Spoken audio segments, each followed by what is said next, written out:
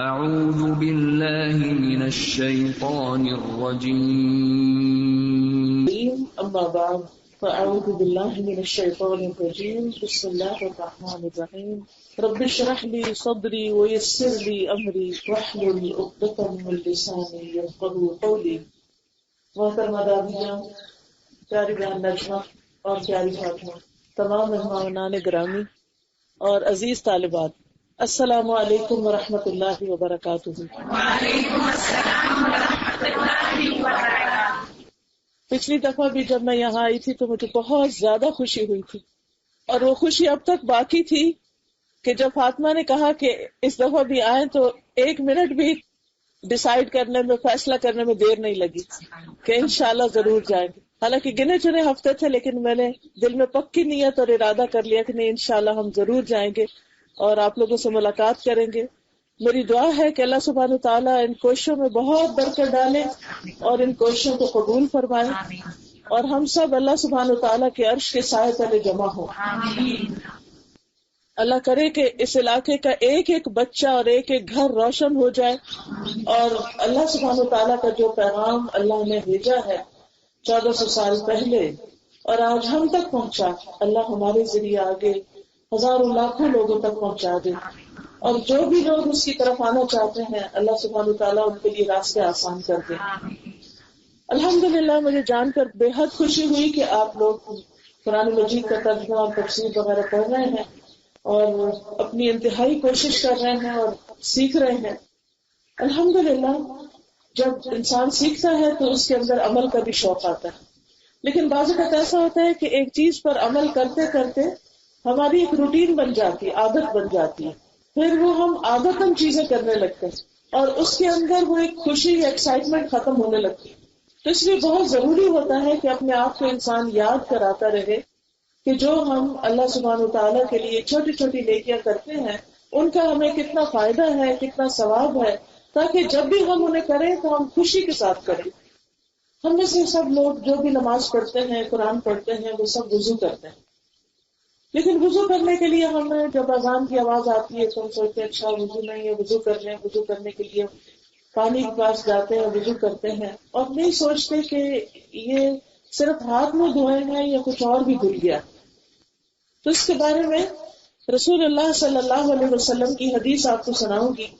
حضرت عثمان بن عفان سے مروی ہے کہ رسول اللہ صلی اللہ علیہ وسلم نے فرمایا، جس نے وضو کیا اور خوب اچھی طرح وضو کیا، یعنی کوئی حصہ سوکھا نہیں چھوڑا، یعنی یہ کونیاں بھی دھوئیں اچھی طرح، ٹخنے بھی، ایڑیاں بھی، اور اسی طرح چہرہ بھی اچھی طرح دھویا، بالوں کے کناروں تک، پھر کانوں کے کناروں تک، لو تک، پھر یہ چن بھی دھوئی، اور مل مل کے دھویا، چاہے تھوڑا سا بھی پانی ہو لیکن مل مل کے دھویا کہ کوئی ایک بال برابر بھی جگہ خشک نہیں رہی، تو اس کے جسم سے اس کے گناہ نکل جاتے ہیں، حتیٰ کہ ناخنوں کے نیچے سے بھی نکل جاتے ہیں۔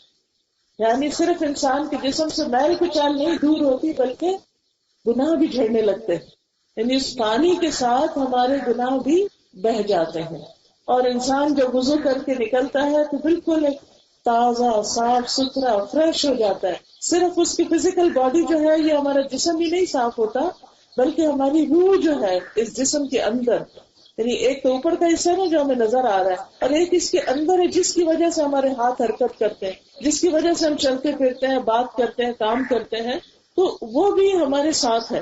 ہم میں سے ہر انسان اس وقت تک زندہ ہے جب تک اس کے اندر روح ہے۔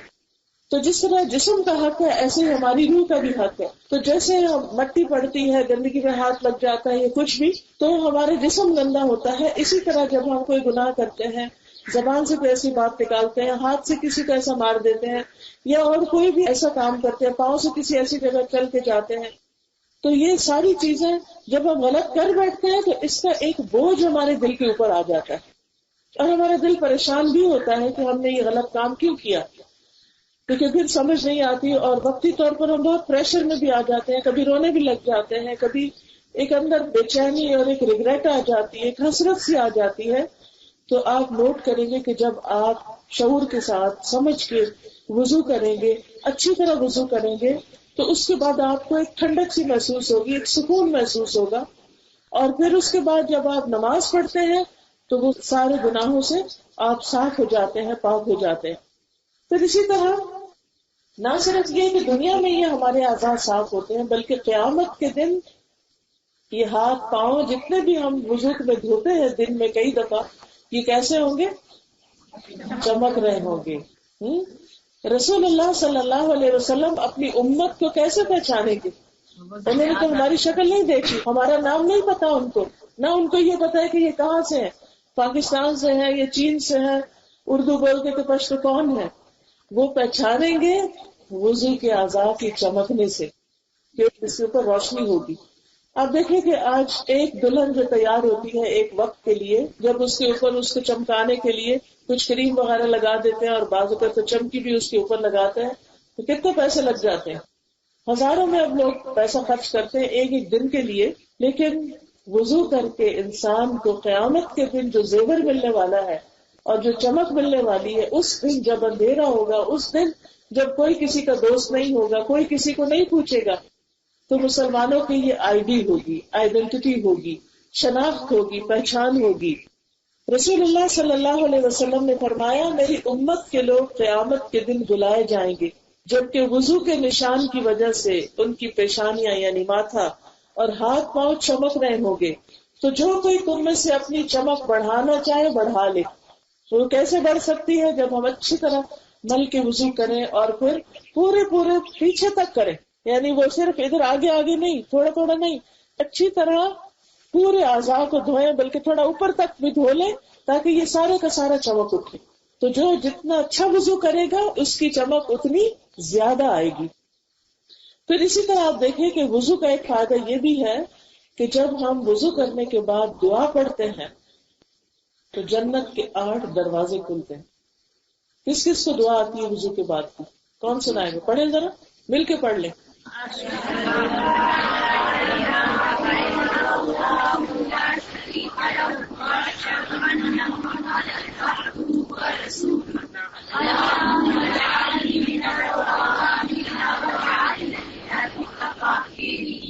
شاباش، ویری گڈ۔ عقبہ بن عامر کہتے ہیں، انہوں نے کہا ہمارے ذمہ اونٹ چرانے کا کام تھا۔ آپ دیکھیں کہ بعض اوقات ہم جب کھیت میں کام کرتے ہیں، فارمز میں جاتے ہیں، تو ہم سمجھتے ہیں کہ ہم بہت مظلوم ہیں، جو لوگ کام نہیں کرتے ان کے پاس تو سیکھنے کا بہت موقع ہے۔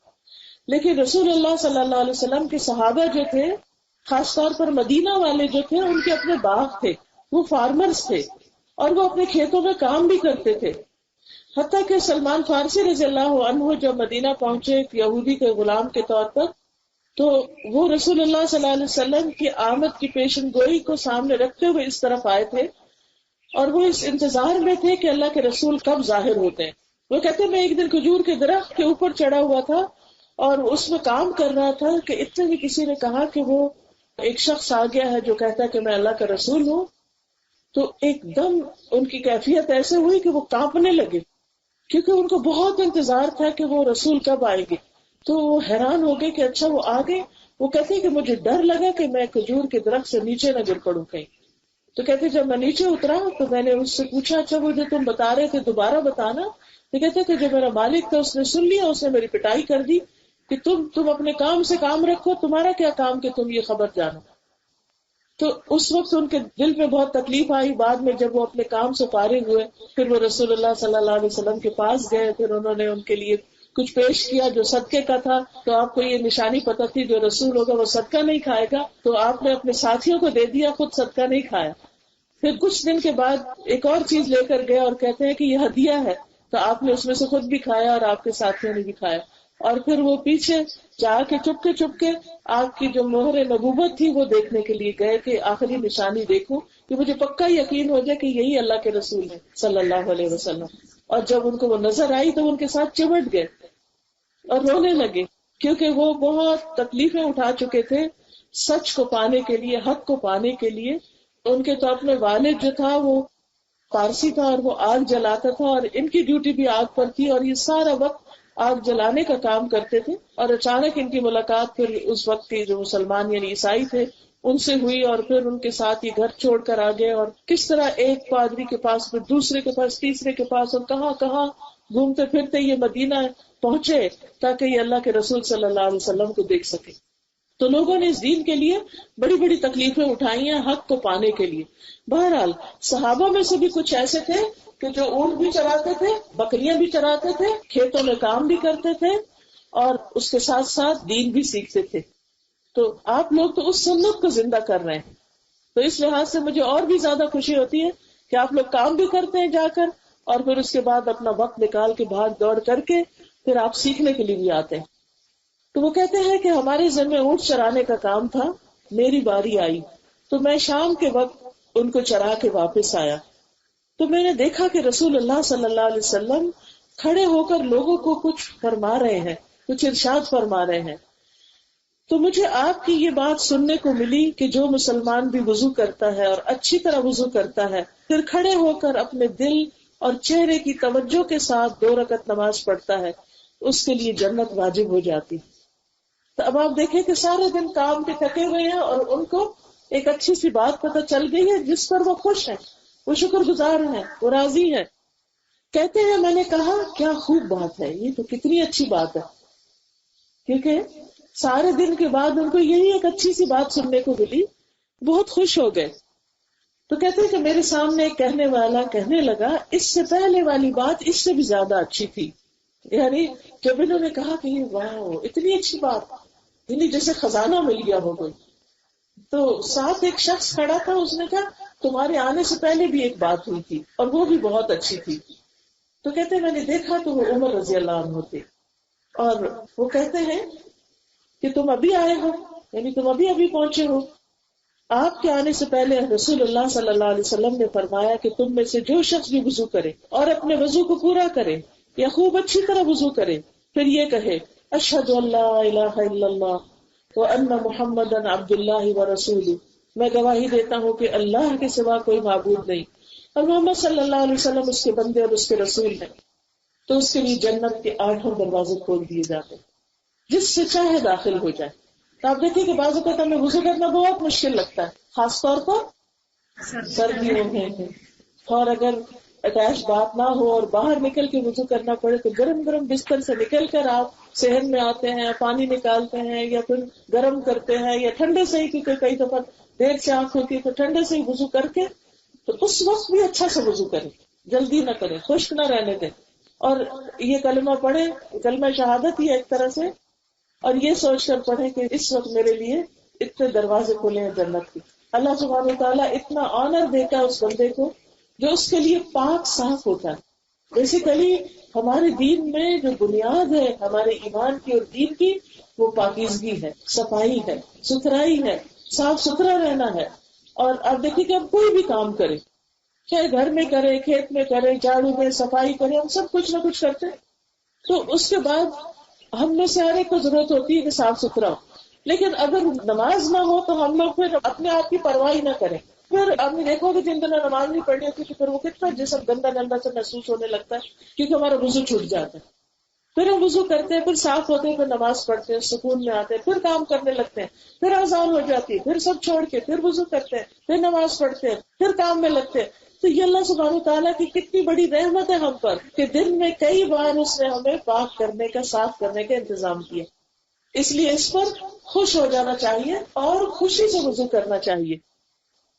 پھر اس کے بعد یہ ہے کہ ایک تو ہم اپنے 5 نمازوں کے لیے وضو کرتے ہیں، لیکن ان نمازوں کے علاوہ جو اشراق کی نماز ہے یا چاشت کی نماز کہتے ہیں اس کو، اگر سورج نکلنے کے 15 منٹ بعد جلدی پڑھے تو اشراق ہوتا ہے، اور اگر جب اچھی دھوپ نکل آئے اور ہر چیز تپ جائے اس وقت پڑھے تو وہ چاشت کہلاتی ہے. لیکن نماز ایک ہی ہے وہ. پھر یہ ہوتا ہے کہ یہ نماز کا وقت باقی رہتا ہے زوال سے 15 منٹ پہلے تک، یعنی سورج نکلنے کے 15 منٹ بعد سے شروع ہو کر سورج ڈھلنے سے 15 منٹ پہلے تک یہ نماز ہم پڑھ سکتے ہیں. جسے اگر 12:15 پہ زوال ہو رہا ہے اور ظہر کا وقت ہو گیا تو اس سے 15 منٹ پہلے ہم اس کو ادا کر سکتے ہیں. تو یہ جو 2 نفل ہے نا، یہ دنیا و ما فیہا سے بہتر ہے. یعنی اس کے بہت فائدے ہیں. سب سے بڑا فائدہ یہ ہے کہ انسان کے جسم کے 360 جوڑوں کا صدقہ ہے. تو ہر روز ہمارے پاس پیسے نہیں ہوتے، یہ کوئی چیز نہیں ہوتی کہ ہم صدقہ کریں، تو یہ 2 نفل پڑھنا یہ صدقہ ہے اپنے پورے جسم کا. اس سے انسان بیماریوں سے بچا رہے گا، اس سے انسان محتاجی سے بچے گا، اس سے انسان کے جوڑ مضبوط ہوں گے اور انسان کو صحت بھی نصیب ہوگی. یہ تو دنیا کا فائدہ ہے اس کا. لیکن اور فائدہ کیا ہے؟ آپ نے فرمایا جو کوئی وضو کرے اور اچھا وضو کرے پھر 2 رکعتیں پڑھے اور اپنے دل اور چہرے سے انہی کی طرح متوجہ رہے، یعنی پوری توجہ سے نماز پڑھے، اس کے لیے جنت واجب ہو گئی. اگر اس کے بعد وہ فوت ہو جاتا ہے اگلی نماز سے پہلے تو انشاءاللہ جنت کا دروازہ اس کے لیے کھلا ہے. یہ چھوٹی چھوٹی نیکیاں آسان ہیں لیکن اس کا اجر بہت بڑا ہے. ضرورت اس بات کی ہے کہ ہم جو بھی کام کریں اس کو شوق سے کریں، محبت سے کریں، خوشی سے کریں. پھر اسی طرح جب انسان نماز پڑھتا ہے تو انسان کے گناہ مٹ جاتے ہیں. حدیث میں آتا ہے جب بندہ وضو کرتا ہے اور وضو مکمل کر کے اپنی نماز شروع کرتا ہے اور نماز مکمل کرتا ہے تو نماز کے بعد ایسے نکلتا ہے جیسے ماں کے پیٹ سے گناہوں سے پاک نکلا. اس طرح انسان دھل جاتا ہے، اس کے سارے بوجھ ہٹ جاتے ہیں. لیکن کئی دفعہ ایسا ہوتا ہے ہم نماز پڑھتے بھی ہیں اور ہم جیسے جاتے ہیں ویسے باہر نکلتے ہیں، کیونکہ نہ وضو ہم نے شوق سے کیا اور نماز ہم نے بھی توجہ سے نہیں پڑھی. وہ ایک بس مشین کی طرح ہم جیسے ایک کمرے میں داخل ہوئے، دوسرے ایک دروازے سے اندر آئے، دوسرے سے باہر نکل گئے، کوئی فرق نہیں پڑا. تو اس طرح نہیں ہونا چاہیے. ہماری نماز ہے، ہم سب کو دعا بھی کرنی چاہیے، کوشش بھی کرنی چاہیے کہ اللہ سبحانہ وتعالیٰ ہماری نمازوں کو ایسا کر دے کہ واقعی جب ہم نماز سے باہر نکلے تو ہماری بخشش ہو چکی ہو. پھر یہ بھی یاد رکھیں ہر سجدے پہ ایک درجہ بلند ہوتا ہے، یعنی پچھلے دن کی نسبت آج کے دن کی جو نمازیں ہوں گی ان کی وجہ سے آپ کا مقام اور بڑھ جائے گا، اور اوپر اور اوپر. تو اس لیے شوق سے سجدے کیا کریں، کیونکہ سجدے میں انسان اللہ سبحانہ وتعالیٰ کے بہت قریب ہوتا ہے. پھر اسی طرح یہ ہے کہ اگر انسان جیسے عورت گھر میں نماز پڑھتی ہے اور اندر والے حصے میں جا کے پڑھتی ہے تو اس میں سکون زیادہ ہوتا ہے اور اس کے پڑھنے کا بھی اجر زیادہ ہوتا ہے. ایک اور چیز، کئی دفعہ ہمیں کام بہت ہوتے ہیں نا تو ہم سلام پھیرتے فوراً اٹھ جاتے ہیں مصلی سے. تھوڑی دیر بیٹھنا چاہیے نماز کے بعد، آیت الکرسی پڑھنی چاہیے، کیونکہ جب انسان فرض نماز کے بعد آیت الکرسی پڑھتا ہے تو اس کے بعد کوئی چیز جنت میں جانے سے اس کو نہیں روک سکتی، ساری رکاوٹیں ہٹ جاتی ہیں. تو سکون سے آیت الکرسی پڑھ کے اٹھیں. پھر جتنی دیر آپ بیٹھیں گے تسبیحات پڑھیں گے یا دعا کریں گے، مصلی پہ جب تک بیٹھیں گے فرشتے آپ کے لیے دعائیں کریں گے. آپ دیکھیں ہمارے کو کہتے ہیں آپ ہمارے لیے دعا کریں، آپ ہمارے لیے دعا کریں.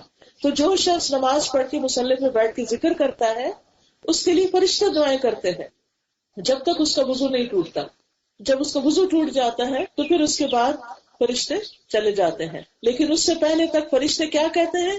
اللہم اغفر لہ، اللہم ارحمہ، اے اللہ اس کو معاف کر دے، اے اللہ اس پہ رحم فرما. ہاں دیکھیے کہ ہم سب کو رحمت کی ضرورت ہوتی ہے، اللہ کے رحم کی ضرورت ہے. اللہ کی رحمت آ جائے تو ہماری ساری مشکلات آسان ہو جائیں. تو اللہ کی رحمت آتی ہے جب ہم بیٹھ کر نماز کے بعد ذکر کرتے ہیں. پھر اسی طرح نیکی کی طرف قدم بڑھانا اور اللہ سبحانہ وتعالیٰ کے لیے چھوٹے چھوٹے جو بھی ہم کام کرتے ہیں جیسے روزہ رکھنا ہے یا صدقہ کرنا ہے، ان سب چیزوں کا بھی بہت اجر ہے. صدقہ جو ہے جب کوئی انسان اللہ کے راستے میں کوئی چیز خرچ کرتا ہے، مثلاً آپ چل کے آتے ہیں، بس ہو سکتا ہے آپ گاڑی کا کرایہ دیتے ہوں یا کتاب خریدتے ہوں یا کوئی کاپی یا پین خریدتے ہوں، تو یہ آپ کا خرچہ کس راستے میں ہو رہا ہے؟ اللہ کے راستے میں ہو رہا ہے. اس پین سے یا پینسل سے آپ کیا لکھ رہے ہیں؟ تفسیر لکھ رہے ہیں، اچھی اچھی باتیں لکھ رہے ہیں، دعائیں لکھ رہے ہیں یا اور اسی طرح کا. تو یہ سب جو اللہ کے راستے میں انسان خرچ کرتا ہے، یا پھر یہ کہ جنہوں نے یہ جگہ بنائی اور پھر اس کے اندر یہ ساری فیسلٹیز دی، یہ جگہ تعمیر کی، اس کو صحیح کیا، اس میں انتظام کیا، اس میں جو بجلی خرچ ہوتی ہے یا پانی لگتا ہے، یہ جو بھی ہوتا ہے یہ سارا کسی ذاتی فائدے کے لیے تو نہیں، یہ تو اللہ کے راستے میں ہے، اللہ کی خاطر ہے. تو جو شخص اللہ کے راستے میں کچھ خرچ کرتا ہے اس کا اجر 700 گنا زیادہ لکھا جاتا ہے. 700 ٹائمز اس کو اس مال کا 1 روپیہ بھی خرچ کرتا ہے تو وہ ایسا ہو جاتا ہے جیسے اس نے 700 روپے خرچ کیے ہوں. جب آپ دیکھیں نا، اگر آپ اپنا پرس کھولیں اور 1 روپے، پتہ نہیں اب تو روپے کا نوٹ ہے بھی کہ نہیں، دیکھا نہیں میں نے، لیکن اگر آپ اس میں 1 روپے کا نوٹ نکالیں اور دوسری طرف 500 کا نوٹ ہوتا ہے یا 1000 کا، تو آپ دیکھیں آپ دونوں کی ویلیو آپ کو پتہ ہے نا. تو آپ جب کسی غریب مسکین کو دینے لگتے ہیں یا کسی فقیر کو، تو آپ کون سا نوٹ نکالتے؟ ہو سکتا ہے 5 والا نکالیں یا 2 والا یا 10 والا، تو 1000 والا تو آپ کے پاس ہوتا ہے.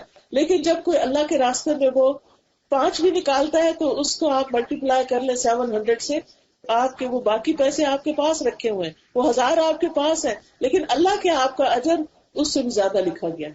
تو اس لیے اس راستے میں اگر کچھ خرچ کرنا پڑے تو اس کو بھی شوق سے خرچ کیا کریں، اور دیتے ہوئے ڈرا نہ کرے کہ ختم ہو جائے گا. اللہ سبحانہ وتعالیٰ اور آپ کو عطا کرے گا اور کئی گنا اور زیادہ عطا کرے گا، اور اللہ تعالیٰ آپ کی جان مال عزت ہر چیز کی حفاظت کرے گا، اور اللہ تعالیٰ دنیا میں بھی آپ کو آپ کے اس کام کی برکت دکھائے گا. حتیٰ کہ ایک کھجور جو انسان اللہ کے راستے میں دیتا ہے اور حلال کمائی سے دیتا ہے تو اللہ تعالیٰ اس کو اپنے دائیں ہاتھ سے قبول کرتا ہے اور پھر اس کو بڑھاتا رہتا ہے جیسے کوئی اپنے گھوڑے کے بچے کو کھلا پلا کے بڑھاتا ہے، یہاں تک کہ ایک کھجور پہاڑ جتنی ہو جاتی، پہاڑ جتنی. بس ضرورت اس چیز کی ہے کہ ہم شوق سے کرنے والے، خوشی سے، اور پھر کسی پر احسان نہ اس کا ہو. پھر اسی طرح اگر اللہ کے راستے میں کوئی شخص 2 چیزیں دیتا ہے، جوڑا دیتا ہے، جیسے کپڑوں کا جوڑا یا جوتے کا جوڑا ہے یا کوئی جیولری کا جوڑا ہے، فار ایگزامپل کوئی بھی چیز، تو ایک کھجور کا خرچ کرنا پہاڑ جتنا ہو گیا. تو جو ایک جوڑا خرچ کرتا ہے، رسول اللہ صلی اللہ علیہ وسلم نے فرمایا، صحیح مسلم کی روایت ہے، جس نے اللہ کی راہ میں ایک جوڑا خرچ کیا اس کو جنت کے ہر دروازے سے خزانچی بلائیں گے، ادھر سے آ جاؤ اے فلاں، ادھر سے آ جاؤ، ادھر سے آ جاؤ. اللہ سبحانہ تعالیٰ بہت قدردان ہے. ہم جب دیکھتے نا بندے ہماری کوششوں کی قدر نہیں کرتے، ہمیں اپریشیٹ نہیں کرتے، ہمارے احسان بھی نہیں مانتے. بہت دفعہ تو ایسے ہی ہوتا ہے نا، آپ اپنے رشتے داروں کے ساتھ اتنا اچھا کرتے رہتے ہیں لیکن وہ آگے سے اس طرح رسپانس نہیں کرتے، تو پھر آپ کا دل کہتا ہے نہیں اب میں نہیں کروں گا. نہیں، ایسا کبھی نہیں سوچے. جیسے جیسے آپ کی ہمت، ہستی، توفیق ہو، آپ خیر اور بھلائی کے کام کرتے رہیں کیونکہ اس کا اجر اللہ کے پاس ہے، اور اللہ کے پاس آسمان و زمین کے خزانے ہیں. وَلِلَّهِ خَزَائِنُ السَّمَاوَاتِ وَالْأَرْضِ، اور اس کو دینے میں کچھ بھی مشکل نہیں ہوتی. آپ کو پتا نہیں کہ زمین کے علاوہ بہت سے سٹارز ہیں اور بہت سے ستارے اور سیارے اور گیلیکسیز اور پتہ نہیں کیا کیا، اور ان کی تعداد اتنی زیادہ ہے کہ کوئی انسان گن نہیں سکتا ان کو.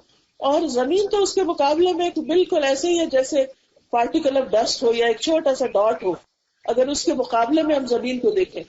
تو جب اللہ تعالیٰ فرماتے ہیں نا کہ دوڑو اس جنت کی طرف جس کی وسعت آسمان اور زمین کے برابر ہے، اور آپ دیکھیں کہ جتنے انسان آج تک آئے ہیں ان سے کہیں زیادہ ان سارے پلانٹس کی تعداد ہے. تو میں کبھی کبھی ایسے ہی اپنے ذہن میں سوچنے لگتی ہوں، اللہ حقیقت جانتا ہے، میں سوچتی ہوں کہ اللہ سبحانہ و تعالیٰ اگر ہر انسان کو ایک پورا پلانٹ دے دے تو بھی بہت سے پلانٹس بچ جائیں.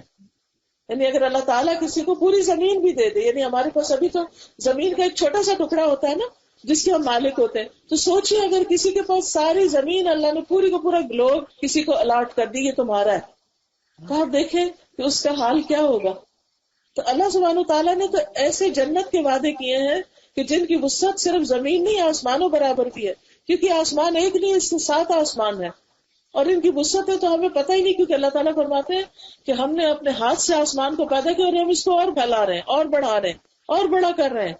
تو اس رب سے ہم مانگتے ہیں کہ جس کے خزانے بے شمار ہیں، جن کا ہمیں پتہ ہی نہیں، کیا اس کو دینے میں کچھ مشکل ہے؟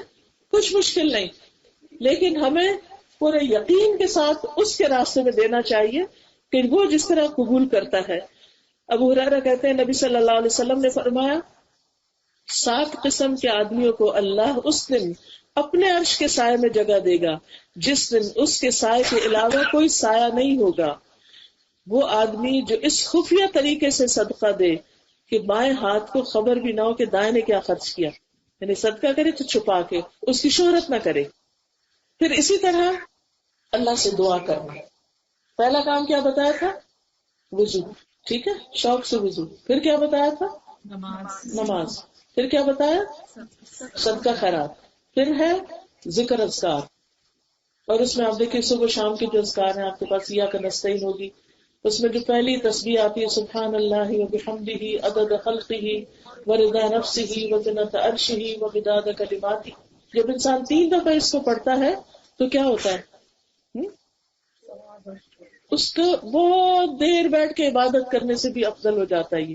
اسی طرح 2 کلمے ہیں، رحمان کو بہت محبوب ہے، میزان میں بہت وزنی ہے اور زبان پہ بہت ہلکے ہیں. وہ کیا ہے؟ سبحان اللہ وبحمدہ سبحان اللہ العظیم.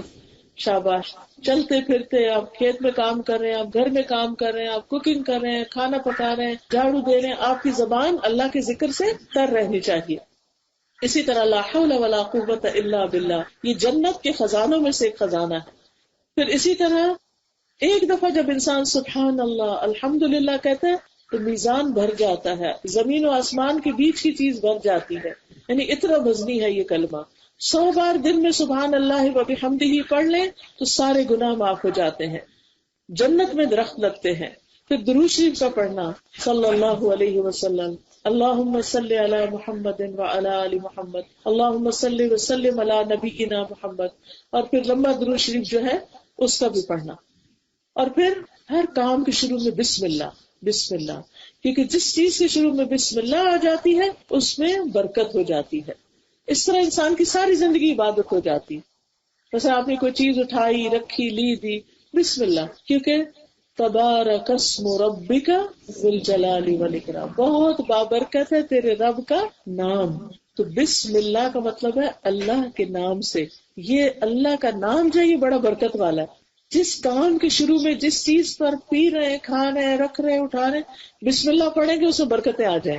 کھانا شروع کر رہے ہیں, بچوں کو ڈال کے دینے لگے, دیکھتے ہیں تھوڑا ہے کھانا, پتہ نہیں پورا ہوگا کہ نہیں, اوپر سے مہمان بھی آ گئے, بسم اللہ سے شروع کریں, سب کو پورا آ جائے گا انشاءاللہ. ہر چیز میں برکت ہوتی ہے, کیونکہ اللہ تعالیٰ قرآن مجید میں ہمیں بتاتے ہیں کہ اللہ کا یہ نام بہت بابرکت ہے. جس چیز میں برکت چاہتے ہو اللہ کا نام خوب لو. پھر اسی طرح نماز کے بعد کی تسبیحات, پھر کھانا کھانے کے بعد بھی. اب دیکھیے نماز تو ایک عبادت ہے, کھانا تو دنیا کا کام ہے, لیکن جس طرح نماز کے بعد دعا سکھائی گئی اسی طرح کھانے کے بعد بھی دعا سکھائی گئی, کیونکہ مسلمان کی ساری زندگی عبادت ہوتی. اس کے ساتھ ساتھ پھر مومن استغفار بھی بہت کرتا ہے کہ اللہ میں نے نہ عبادت کا حق ادا کیا ہے, نہ صدقے کا حق ادا کیا ہے, نہ ذکر کا حق ادا کیا ہے, تو میری کوتاہی کو معاف کر دے. تو اس سے کیا ہوتا ہے, اللہ تعالیٰ اس بندے سے خوش ہو جاتا ہے. ان اللہ یحب التوابین ویحب المتطہرین, اللہ محبت کرتا ہے کس سے, جو توبہ کرتے ہیں اور بہت زیادہ توبہ کرتے ہیں. یعنی دن میں کئی بار استغفار کرنی چاہیے, جب چھوٹی موٹی غلطی ہو تو اللہ تعالیٰ سے معافی مانگ لینی چاہیے. پھر اسی طرح قرآن کی تلاوت ہے, کیونکہ اس سے سکینت ملتی. بعض اوقات ایسا ہوتا ہے نا کہ کوئی شخص آپ کو آ کے کوئی ایسی خبر سناتا ہے, یا کوئی شخص کسی اور سے بات کر رہا ہوتا ہے, آپ کے کان میں بات پڑ جاتا ہے, آپ کو خون کھولنے لگتا ہے. ہوتا ہے کبھی آپ کے ساتھ غصہ آتا ہے, کس چیز کو غصہ آتا ہے؟ ابھی تو کسی کو نہیں آ رہا نا, یا میری بات نہیں سمجھ آئی. اب ان کو پشتو میں پوچھے غصہ آتا ہے؟ پھر ہم کیا کرتے ہیں, بولنا شروع کر دیتے ہیں, ہم کسی سے ناراض ہونے لگتے ہیں.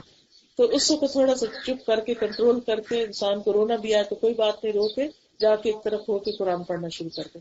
آپ دیکھیں گے کہ اگر چھوٹی سی سورت بھی ایک پڑھ لیں گے نا.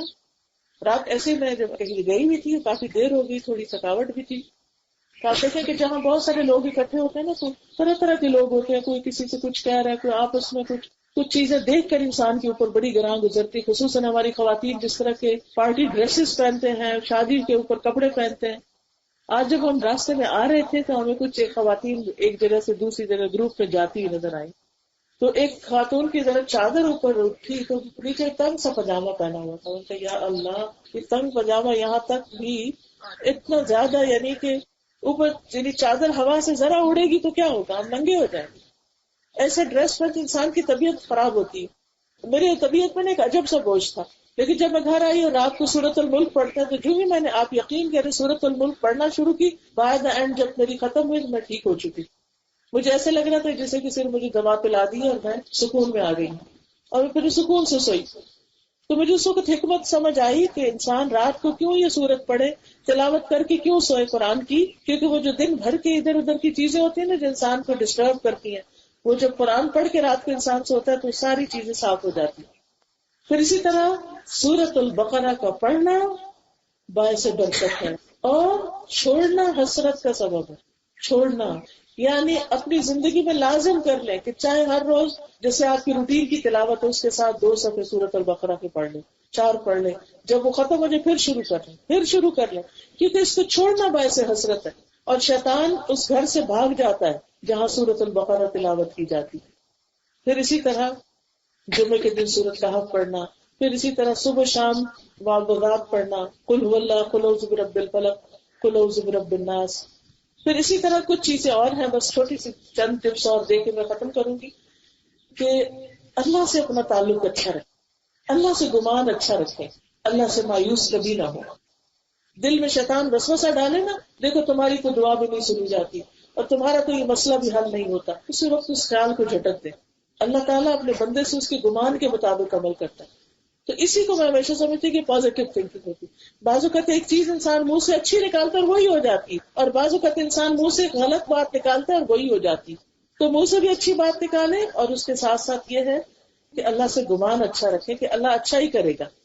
مشکل سے مشکل حالات میں کہ اللہ نہیں مجھے تنہا چھوڑے گا، وہ ضرور میری مدد کرے گا. جو بھی وہ سمجھتا ہے کہ میرے حق میں زیادہ بہتر کیا. لہٰذا آپ کی زندگی میں جو بھی مسائل ہوں، جو پریشانیاں ہوں، جو دکھ ہوں، اکیلے میں رو کے اللہ سے دعا کیا کریں. تنہائی میں ہم کیا کرتے ہیں، لوگوں کے سامنے رو دو کے اور اکیلے جا کے سو جاتے ہیں. نہیں، لوگوں کے سامنے نہیں روئیں، یعنی کہ اپنے مسئلے بتا کے کہ ہماری زندگی میں یہ پریشانی نہیں، ان کو اللہ کے حوالے کر دیں. اور اگر رونا آئے تو اللہ کے سامنے رو کے اچھی سی دعا کر لیں، کیونکہ جب وہ رونا آتا ہے نا تو اس وقت دل سے دعائیں نکلتی. پھر اللہ کے اوپر جب بھروسہ کرتا ہے انسان تو انسان کو رزق بھی ملتا ہے. حدیث میں آتا ہے اگر تم اللہ پہ ایسا توکل کرو جیسا کرنے کا حق ہے تو وہ تمہیں اس طرح روزی دے جیسے وہ پرندوں کو دیتا ہے. وہ صبح بھوکے نکلتے ہیں، شام کو پیٹ بھر کے واپس آتے ہیں. اور پھر اسی طرح والدین کے ساتھ نیکی، اگر آپ کے ماں باپ زندہ ہیں تو ان کے ساتھ حسن سلوک، اگر فوت ہو گئے ہیں تو ان کے لیے دعا، کوشش کریں ہر روز ان کے لیے دعا کریں. اور اگر آپ نماز پڑھتے ہیں تو اس میں تو ہم ربنا اغفر لی ولوالدی پڑھتے ہی ہیں. پھر اسی طرح جو شادی شدہ ہیں وہ اپنے شوہر کی بات مانے، جو صحیح بات وہ کہے اس کے ساتھ اچھا تعاون کرے. کیونکہ جو عورت 5 وقت کی نماز پڑھے، رمضان کے روزے رکھے، اپنی شرمگاہ کی حفاظت کرے، اپنے شوہر کی بات مانے، اس سے کہا جائے گا کہ جنت کے جس دروازے سے چاہو داخل ہو جائے. پھر اسی طرح بیٹیوں سے اچھا سلوک، کیونکہ ہمارے معاشرے میں بیٹیوں کو اچھا نہیں سمجھتے، ان کا خیال کرنا، ان کی کیئر کرنا. نبی صلی اللہ علیہ وسلم نے فرمایا میری امت میں سے جو بھی 3 بیٹیوں یا 3 بہنوں کی پرورش کرے اور ان کے ساتھ اچھے اخلاق سے پیش آئے وہ اس کے لیے آگ سے رکاوٹ بن جائے. پھر رشتہ داروں کے ساتھ اچھا سلوک، اس سے مال میں اضافہ ہوتا ہے، انسان کا رزق وسیع ہوتا ہے، اس کے رزق میں برکت ہوتی ہے، عمر لمبی ہوتی ہے. پھر اسی طرح یتیم مسکین بچے جو ہیں ان کے ساتھ اچھا سلوک. پھر دوسروں کی تکلیف دور کرنا، کیونکہ اس سے جیسے آپ بچی نے حدیث سنائی تھی نا کہ اگر ہم کسی کی تکلیف دور کرتے ہیں تو اللہ تعالیٰ ہماری تکلیفیں دور کرتا ہے. اور پھر آخری بات یہ کہ اچھا اخلاق جو ہے وہ میزان میں سب سے بھاری نیکی ہے. اور اچھے اخلاق ہے کیا؟ لوگوں پر شفقت اور رحمت سے یعنی معاملہ کرنا، تواضع اختیار کرنا، غصہ پی جانا، اپنی زبان کنٹرول کرنا، سلام کرنا، پھر اللہ کی خاطر آپس میں محبت کرنا، اور پھر کوئی تکلیف آئے تو اس پر صبر کرنا. اور پھر نیکیوں کے علاوہ آخری بات یہ ہے کہ انسان برائیوں سے بھی بچے، اپنی ذات سے کسی کو تکلیف نہ دے. اور یہ باتیں، یہ کام جب آپ شروع کریں تو ساری زندگی ان کو جاری رکھے، کیونکہ اللہ کے نزدیک وہ کام زیادہ پسندیدہ ہوتا ہے جو خواہ تھوڑا ہی کیوں نہ ہو لیکن مستقل ہو. اللہ تعالیٰ ہمیں عمل کی توفیق عطا فرمائے. سبحانك اللهم وبحمدك اشهد ان لا اله الا انت استغفرك واتوب اليك. السلام علیکم ورحمۃ اللہ وبرکاتہ.